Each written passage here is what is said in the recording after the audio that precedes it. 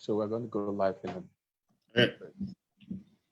Okay, good evening, good afternoon, ladies and gentlemen, wherever you are joining us from around the world. My name is Deji Yusufu, and I'm live here on Reformed Niger Television. On Reformed Niger Television, we talk about issues concerning the Christian gospel.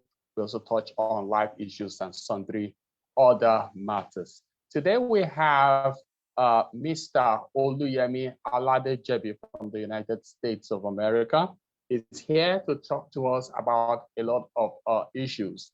I've known Mr. Yemi Aladejebi for some 3, 4, probably even up to 5 years now. We connected on Facebook and we've been chatting. Coincidentally, this is the first time I'm seeing him live. So you're welcome, sir, to our program. In a bit, you're going to introduce yourself. But I've known him for a while, but I'm seeing him live, and he's a pharmacist in the United States. He's going to tell us where he's based in the US, and then so on. Mr. Yemi, thank you very much for honoring our invitations to be on Reformed Niger Television. Thanks for having me, and I will kind of give a brief background of, I guess, who I am. And Yes. You rightly said, my name is Yemi Aladejebi. Of course, I simply go by Yemi. And like you also rightly said, I'm a pharmacist. People often ask me at times, maybe when I'm working in the pharmacy, oh, what's your name? Where are you from? I like to give the answer, I'm from many places. Originally from Nigeria, and also been living in the US for a good time now. So I don't know how much details you want to get or what's other. Yeah. I guess we're going to have to keep squeezing those details out of you. One of the things that I do when I come for these interviews is that I want to get the bios of my guests, but I always keep forgetting because the reason is because my guests are Christians and all of them are always so humble people. They don't want to talk about themselves too much, but it's important that you tell us a little bit about yourself.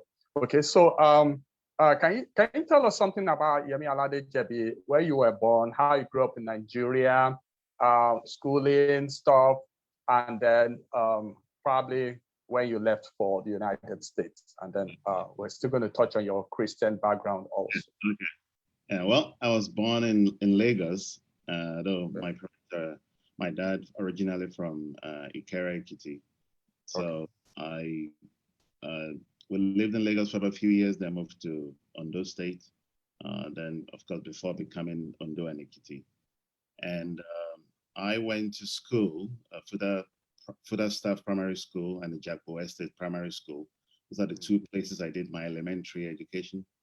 And then after finishing primary 6, like most Nigerian students those days, I went to Idoani, Federal Government College, Idoani. I was there, I believe, February 4th, 1989, actually. I was very excited going to a boarding school. So I was there for, I think, up until 94, October 94, so well, maybe June 94, rather. That's where I was. And I went, of course, I didn't go to college directly because of ASU strikes and all the likes. And then eventually I was admitted to OAU, Ile-Ife. So excellent. I was there for about 2 years. And in God's timing and providence, I left January 98 for the United States. Okay, that's good. Thank you so very much, Brother Aladejebi. Really appreciate that. Okay, so we have a little, we know a little bit about your background now. So now we want to look at your Christian life. This is a Christian channel. We're concerned about Christianity and all of that. So want to know, how did you come to know the person of the Lord Jesus Christ? How did you become born again? Thank you. So looking back over my life, I'm one of those people that grew up in a close, sort of a Christian family. I grew up in an my background was Anglican. And my first understanding of the gospel, actually, I think came up when Sunday school. And the very first picture I always remember was the I'm not sure if you guys may remember in the old days when they have slides they put on the wall and kind of change the pictures. But the story, what I still remember about the story was about a guy who has done something very terrible. I mean, like this guy was bad, and there was time, finally was arrested now in front of the judge. And now it's time to convict the guy. Of course, I was so excited. Yes, he's gonna get what it deserves. And to see the judge, I think the judge stepped down to kind of take the place of the guy. And for me, I was confused, like, wait, you're letting this guy get away. So not knowing it was a picture of what, of what's going on in salvation. But it was just one of those things that stuck with me, but I never really fully comprehended what was really going on. But I still remember how I felt that was wrong. I should go ahead scot-free. But I wouldn't say until I went to boarding school, that's when I made an actual profession of faith in Christ. So obviously, there was a lot of growing that took place since that time. But in terms of remembering key moments, Sunday school moment was, I would say, the first time I would say I heard something about the gospel. And then by the time I got to boarding school, then there was a little more clarity in terms of giving my life to Christ.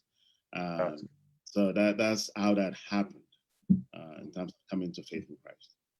Okay, all right. So this is Reformed Nigeria Television. We're first of all concerned about people coming to know the Lord. That personally, the denominational divide is not that important. What is important at first is that people know the Lord. But we also want to know how people became reformed in their persuasions, in their theology. So can you tell us a little about how you encountered Reformed theology? I think it has something to do with after you traveled abroad. So if you can shed some light on that from the stories you told me personally. Yeah, I mean, so the first time, obviously, that I began, I think the very first person I can recall ever listening to a Reformed persuasion was R.C. Sproul.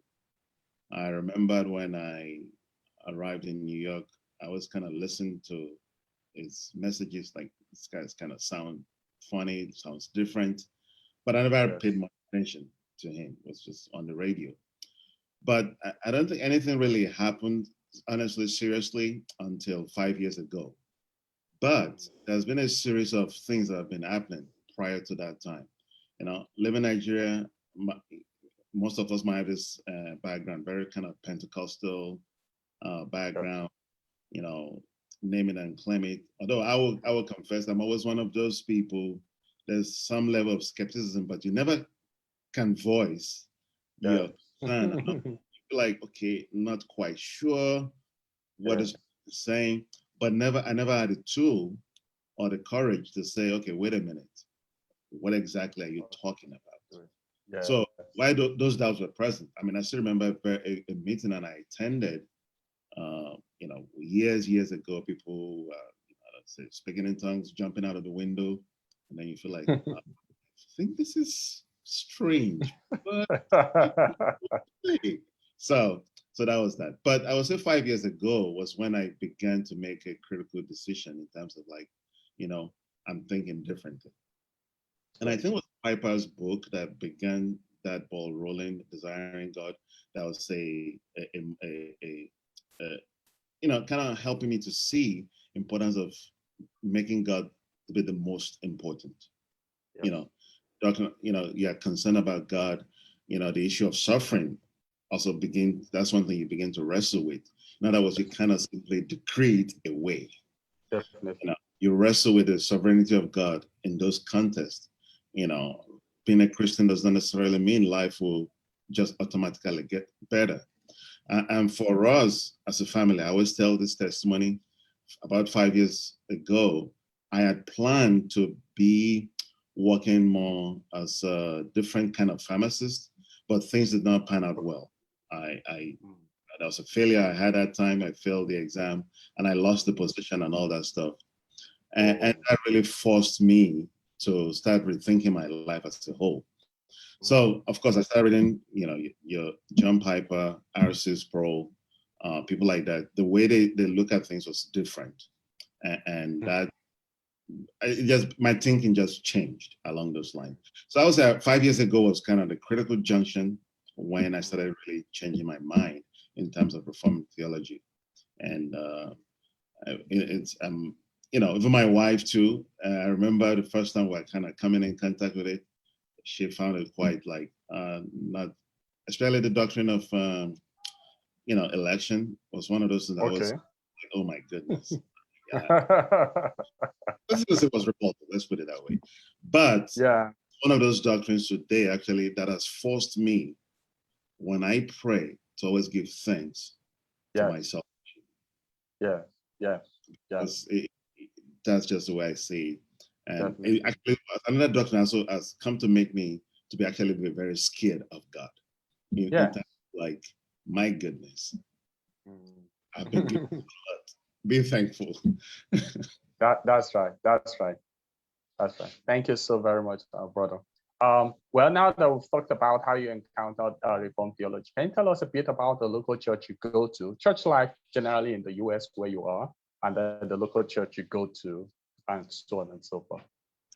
Currently, I do attend a Reformed Presbyterian church, which we moved to about 7-8 months ago. We used to attend a bigger church prior to that time.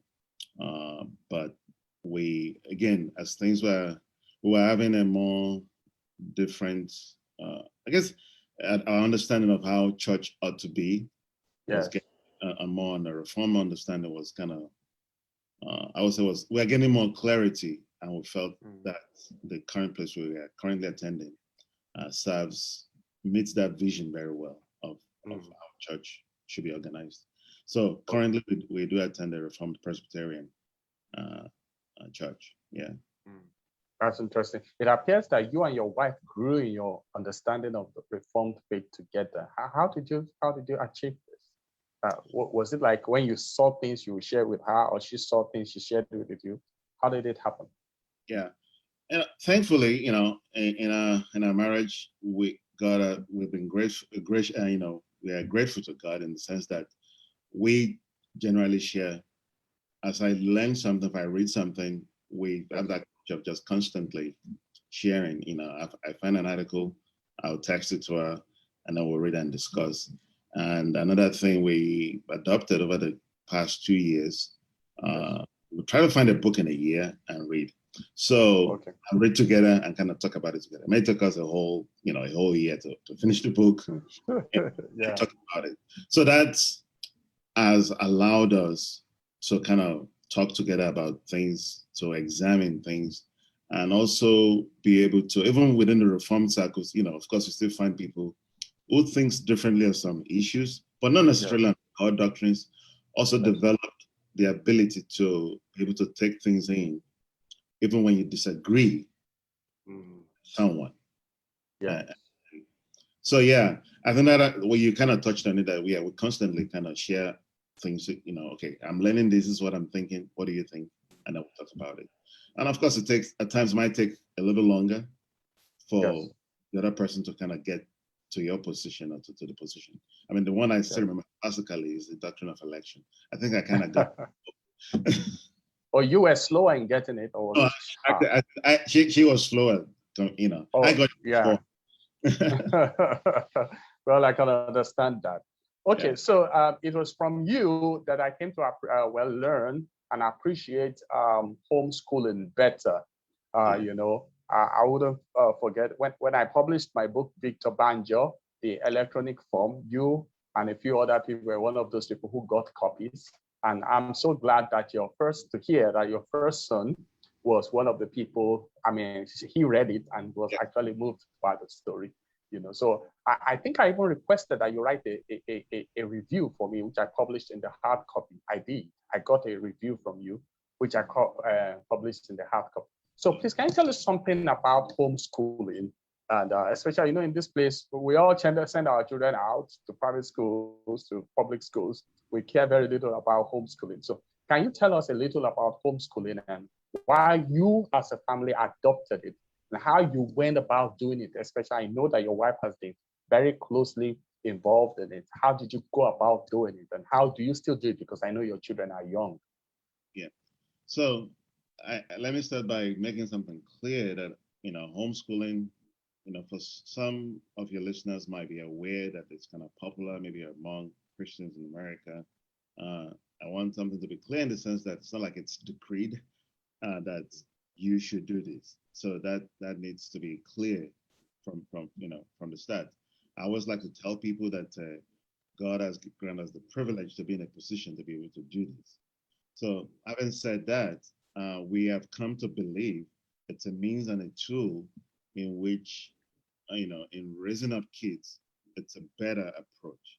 Again, it does not mean maybe if you find yourself using a public school setting or private school setting, that you cannot function effectively as a parent or that God cannot accomplish what it's going to accomplish. So I want people to be really clear about that. Okay. So having said all that, our mindset again began to change when we began to take seriously the idea of the parent as a primary responsibility to raise the kids in the knowledge of God. Of the Lord. I just kind of given to the fathers directly, but of course that responsibility can also be delegated to the mom as well. So the parents have a responsibility in raising these kids.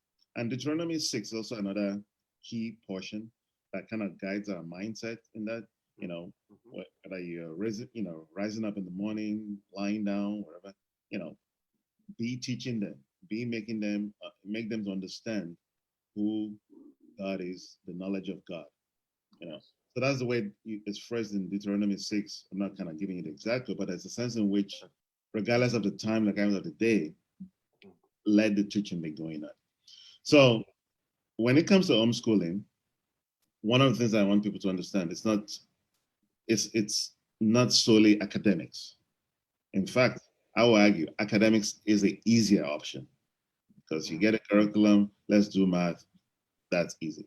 But one thing that we came to discover, it's the building of character. It's an opportunity to form their character and an opportunity to challenge sinful attitudes and to ask questions, hey, do you really want to be doing this? Maybe the laziness that is being shown. Because tomorrow when somebody, let's say, hires you to work in an enterprise, well, it's good that you know what to do, but if you don't show up to work on time or you're not diligent in what you do, you're good, you know all the answers, but at the end of the day, you're not useful. If your attitude is terrible and you scare customers away. So character is kind of like the focus, the chief focus, things that we focus on mainly. And then the academics kind of follow. And I'll give you a prime example. When we're switching from public to private, I remember one of my sons, he didn't do well in his math homework.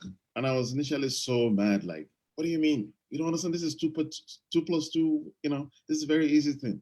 And then I caught myself. Wait a minute. The 2 plus 2 is not an issue here. It was not being diligent. It was a character issue that needs to be addressed. So it gives you more opportunity to address character issue in the ways of God. Now, obviously living in the context of the United States, unfortunately, socially, there's a lot that is going on that is very not... we're going to touch on that subsequently. Yeah, not kind of like not favorable to a Christian approach of things. And that tends to... So for parents, again, like I said, when you have the privilege to be able to raise them that way, we chose to do that. And our dear friend, I don't know him personally, Vodi, who has also been influential in our thinking in that regard. One of his books that we read kind of led us in that direction also. Wow. That's interesting. I'm really, really moved by that. And I understand that your wife, you are a pharmacist. Your wife is also a pharmacist, in fact, a senior pharmacist. And she's given up a lot of her career, though she still works when you're free, but she's given up so much of her career just to help these children homeschool. And you are telling me now, I didn't know that, but you're telling me now that you did just only encountered the reformed mindset some 5 years ago. You know, Yes. I'm beginning to feel that I'm sure there are some people that are not 10 years or 20 years in reformed churches and they still haven't gotten this. My brother, you are really blessed. And I don't know, your wife is not here, but how does she handle it? A professional pharmacist who will leave her job and just sit down with children, teaching them, how does she handle it? You know, I mean, I wish she could answer, but of course she's not here. You know, I mean, it's a lot of sacrifice, and I trust that the Lord will bless that. No, no, you are right. It's a lot of sacrifice because obviously, ordinarily, if she was working full time like I'm working, one would say, "Oh, that would be." If you just look at money view, it's like, "Oh, that would be good."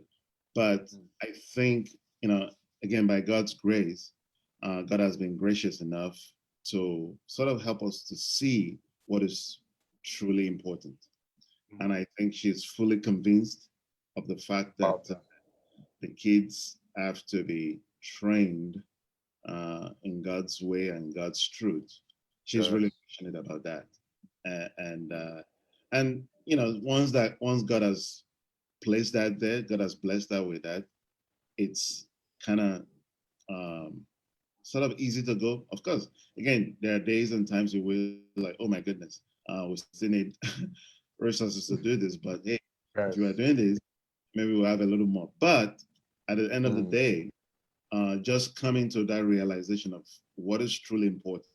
And I think as God has helped us all to see that, and it has been easy to be able to do it. But again, the conviction was there, and that was very helpful. Well, I really commend you, and I trust that the Lord will bless you and increase your work and help you to be example to others too, in Jesus' name. One other thing that I really wanted to, is this something I've called you for, I picked your head on, or is it your brain on a lot, is what's happening in America today. Throughout and prior to the election and up to the election and after, I was calling you up on what's happening. Now we have a Joe Biden government in America, and the Democrats are in power. They have the legislation also. What is happening to the social system of America? And can you give us a brief of Nigerians who are sitting down, and thank God for Nigerians who are supporting Trump? You know, I don't know why we support it, but thank God for those. But I mean, what is happening in America, especially regarding religion? Before we move on to this segment, I want to add one more thing to the homeschool issue, which I don't know. Again, I'm not currently in the context of Nigeria, but I will encourage people to at least read about it and see. Again, for those who have the privilege and the opportunity, even churches are working with churches will be a good start. How can we even do this to help parents to have such options? Our power supply has failed. So please, you can just keep speaking. I will go and put on the generator for 5 minutes. No, like 3 minutes, I should be back. Okay, yeah. So just for our days. In the Nigerian context, it will be good for people to consider that option of can parents have kids at home, teach them and raise them. But I think working closely with churches will be very helpful. But I'm not recommending or saying that you should have to do this now. But I think it's something that is worth exploring, something that is worth reading more about and asking questions if you can do this. Because before I came to the conclusion of going through the homeschool route for our family, going to boarding school, I went to boarding school, so it was a foreign concept to me. So I know some of us are kind of really steeped in that idea of boarding school and things like that. But I think it's a precious thing to have your kids at home, and you can train them, you can disciple them. and you can speak into their lives directly. Again, I think that our kids are our first mission fields, an opportunity to practice just training people for the Lord. So, and I hope Brother G will be coming back soon.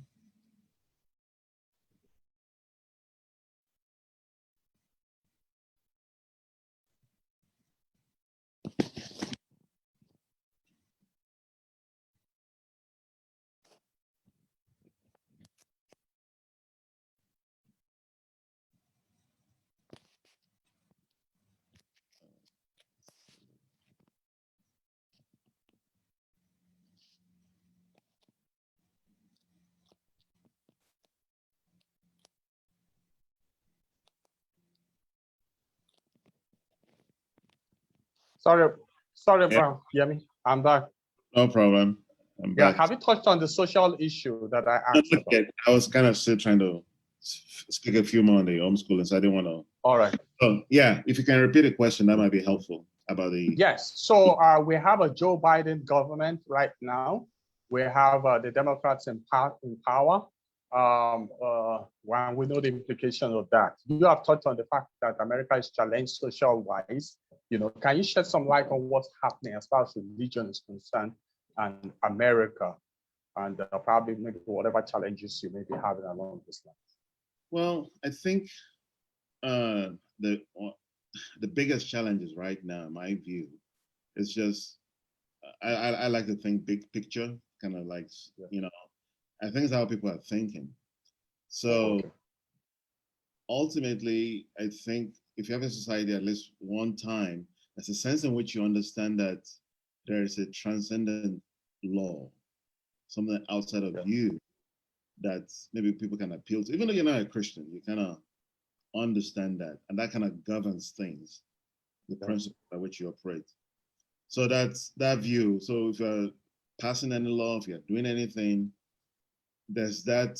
Okay, there's the God, there's the transcendent view. So whatever I'm doing is still kind of subject to that. Yes. But I think what we have now is what I call, I think I've not read the book, but I think it's one of Carl Truman. I have one of his books. I think the title of the book is The Rise of the Self. Essentially, you as an individual is the one, what I feel. This is my lived experience. This is the way I see things. This is just me. And that becomes the governing truth. There's no room for something transcendent. There's no room for something outside of yourself. And so that's part of the problem. Of course, the practical example of that, we always see it in the issue of marriage. So again, from time past, hey, marriage, man and woman, it's just who gets married. But now, hey, this is the way I feel, this is the way I do it, then it has to be a man and a man. Or now the way I feel, well, I think I'm a girl. So there's no rule, no transcendent law out of yourself that will appeal to judge. If you do that, you are labeled or you are assaulted as some kind of weird, bigoted, terrible person. So that's kind of like the philosophical divide. So I would say that's the lens through which, if you're reading things, just pay attention to the language that people use. It's you can filter it through that lens a lot.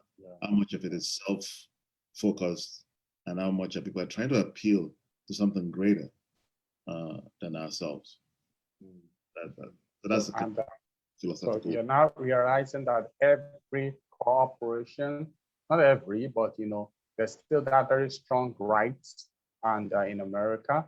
But I understand that most of the big techs, most of the media, the Hollywood entertainment have all been taken over by the leftists, and they're selling this agenda into this antichrist, anti-God agenda into America.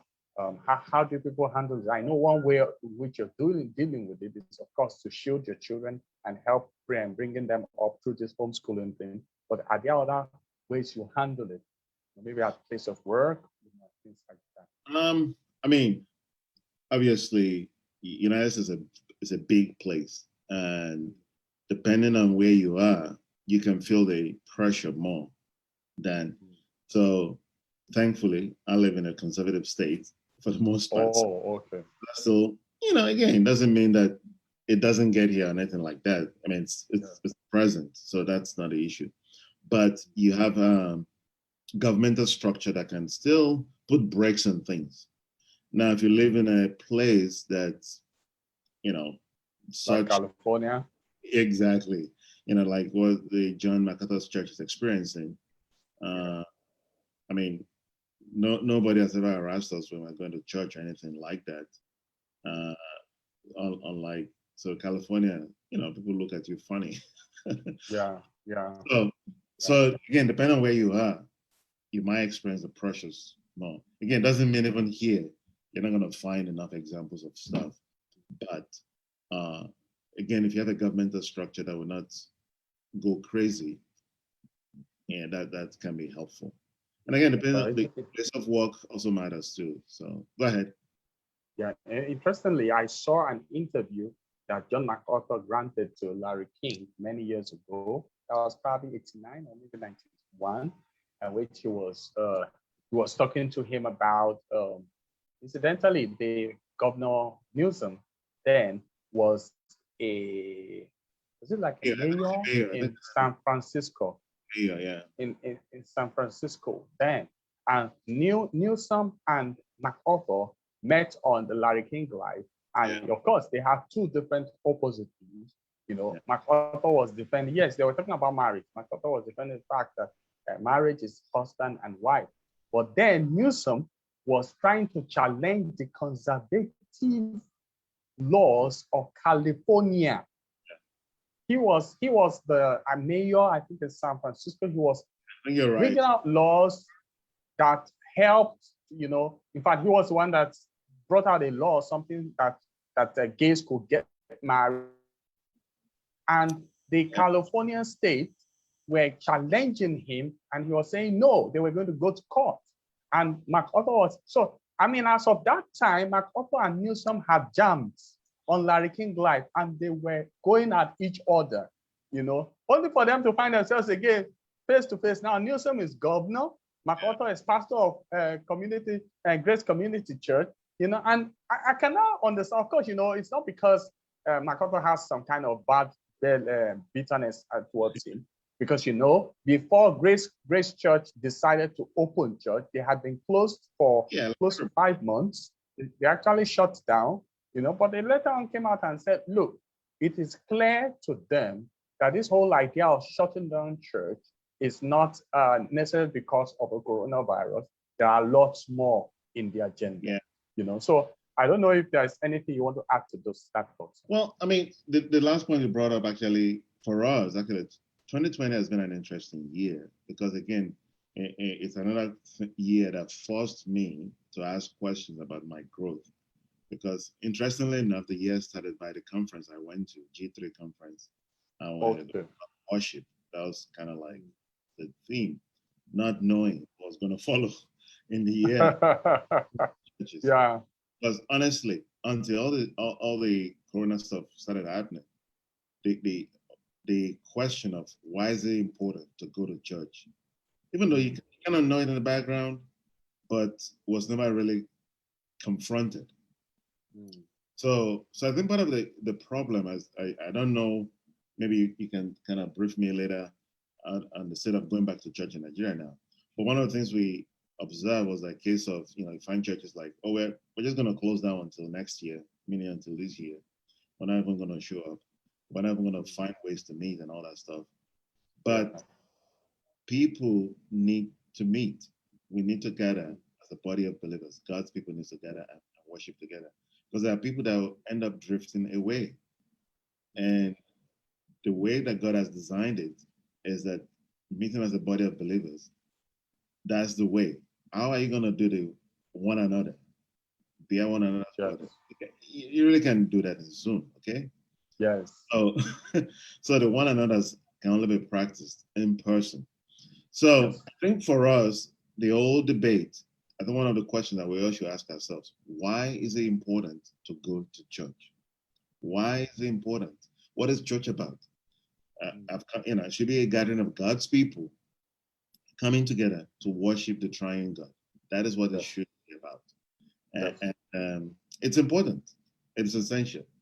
Yes. Yeah. So Yeah, and we thank God for Donald Trump, who actually stood up and said church is essential at some point, and said just as any other of those things that you guys are opening up, churches are essential and places of worship should be open. Before we go to the question of coronavirus, and then we begin to round up this interview, how did you handle Trump's removal? Because I know you have been very Trump. conservative. Yes. Trump removal. You have been very conservative. You were not pro-Trump. In fact, I remember that it was towards the end of towards the election that you decided you were going to vote for Trump. Yeah. But all the while you were neither here or there, you know. So how did you handle his loss? And maybe you had a word on this issue of the storming of the Capitol that happened in the United States. My first reaction, when it was clear that, I was not going to win, I told my wife, I said, at the end of the day, Christians need to be able to have this view. We are on the winning team. And what I mean by that is that Christ reigns now, is ruling, is in charge. So on one level, there is no need to be discouraged or to feel like, man, if my politician person is not there, woe is me. No. So I don't have that view. So on one hand, is losing, but I was also happy enough that, if anybody actually paid attention to the election, the Republicans actually gained in the House. They kind of almost retained the Senate, So it was not as, and I think in the end. Sorry, did they retain the House? Did they get the House? No, they gained. Oh, they gained. They closed the gap. So they gained. Yeah. So they gained more. So they didn't lose. The Senate, they kind of barely lost that. But I think in the end, I think the reason it lost, in my view, was it talks too much. It was the architect of his own trouble. Like one political commentator rightly said, it was the what do you call it? The campaign manager for both sides. And as a manager for the other side won. So that's essentially what happened. And well, of course, I was disappointed by what happened on January 6th. For me, I despise any form of lawlessness. And my take on it is that anyone that violates the law should face the music. So again, it's all right to protest, but any form of lawlessness should be punished adequately. Definitely. Thank you so very much. Okay, so let's round up with coronavirus. So you're a pharmacist and you have been involved in vaccination. Okay, so can you tell us something about the coronavirus? How is it now? Are the death toll reducing? What about vaccination and so on and so forth? Well, I mean, we probably all know something about it now. In terms of death rate, the last report I heard, it's like it was going down, but seems to have sort of stabilized. But it's not going down as fast as one would like. But it's still some good news. It's not rising, so that's some good news. Obviously, we might have a better sense by Easter. Maybe there's any change in the numbers, or if it's still falling. In terms of vaccinations, well, I've been involved with that since January, and it's a good experience and also a very busy experience for us. But we still have enough supplies, and that's why it's not like people can just walk in and get it. So the states have a criteria in place. you have to be above certain age. At least in Indiana here, I think currently it's 55 and above. Okay. Yeah. So before you can get, and of course, for healthcare work and all kind of stuff like that. Yeah. Okay. So that's I mean, what other interesting points about the coronavirus that you... Yeah. Well, we got our own supplies of the coronavirus in Nigeria. You tried to check it out before the program started. Can you tell us about that? Again, I'm not sure whether that was the final that was sent. There are 3 kinds of requested for Nigeria. Pfizer, very low amount. That one is going to be the most challenging to keep in terms of refrigeration. Actually, my store, we don't have that. We have the Moderna one. And the AstraZeneca, I think Nigeria requested for that.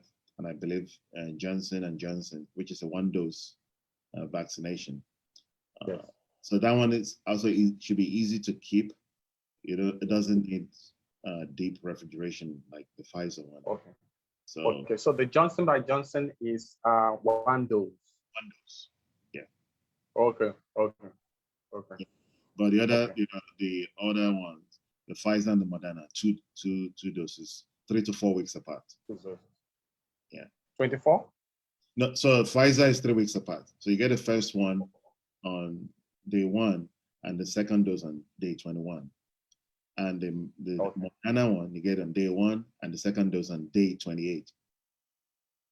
Okay, and from your experience so far, there has been no reaction. There are no negative side effects. Thankfully, I've not had to call any emergency or do anything to people.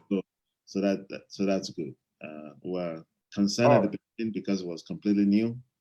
I remember when we started at my store, we had a lot of pharmacists there, and my boss was actually there. We got everything ready, and I was kind of hoping that someone would go before me. And then she's like, okay, you go first. Really? So, but thankfully, everything was good. That's good.